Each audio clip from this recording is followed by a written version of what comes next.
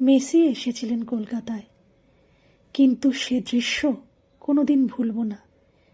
যে যুবভারতীতে দেখেছি ডার্বি, যে যুবভারতীতে দেখেছি আন্ডার-17 ওয়ার্ল্ড কাপ, সেই যুবভারতীকে চোখের সামনে নিমেষে যেভাবে তছনছ হয়ে যেতে দেখেছি, সে দৃশ্য কোনোদিন ভোলার নয়।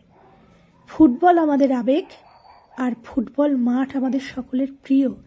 যারা আমরা ফুটবল ভালোবাসি তারা সেদিনের যে মেসি ঘটনা, সেটা যেন আজও কোথাও, আজ কেন সারা জীবনের একটা ক্ষয় ক্ষতি এবং স্মৃতি হয়ে থাকবে। মেসি কলকাতায় এসেছিলেন, এনেছিলেন শতদ্রু দত্ত।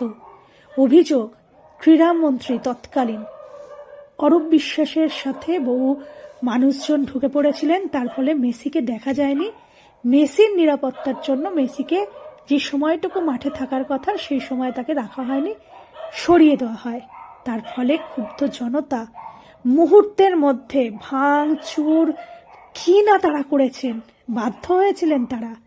কেউ মুটে মজুরের চাকরি করেন, কেউ দূর দূরান্ত থেকে এসেছিলেন শুধুমাত্র মেসিকে দেখবেন বলে। আর এই কলকাতার সুনাম ছিল বলে বম্বে থেকে শুরু করে মণিপুর বা বিভিন্ন জায়গা থেকে এসেছিলেন তারা। কিন্তু সেদিনের সেই সকাল আজও যেন নাড়িয়ে দেয় মনের ভেতর কোনো একটা দুঃখ। পুলিশ অসহায় হয়ে উঠেছিলেন, কিছু করার ছিল না, অনেক সহনশীল হয়ে গিয়েছিল পুলিশ। মানুষজন তাদের দিকে ঢিল ছুঁড়েছে, সব কিছু করেছে। সেই পরিস্থিতিতে এই অবস্থা।